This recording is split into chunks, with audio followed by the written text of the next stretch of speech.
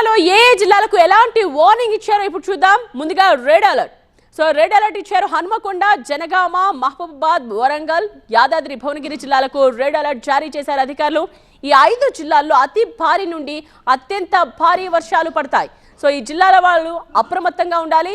ఇక orange alert విషయానికి వస్తే భద్రాద్రి, హైదరాబాద్, మేడ్చల్, రంగారెడ్డి, భూపాలపల్లి, ములుగు, కరీంనగర్, పెద్దపల్లి, సిద్దిపేట జిల్లాలకు ఆరెంజ్ అలర్ట్ ఇచ్చారు అధికారులు. ఈ జిల్లాల్లో భారీ వర్షాలు పడే అవకాశం ఉంది. ఇక ఎల్లో అలర్ట్ ఆదిలాబాద్, జగిత్యాల, కొమరంభీ, మంచిర్యాల, సిరిసిల్ల జిల్లాలకు ఎల్లో అలర్ట్ కొనసాగుతోంది. ఈ జిల్లాలో ఒక మోస్తరు వర్షాలు కురుస్తాయి.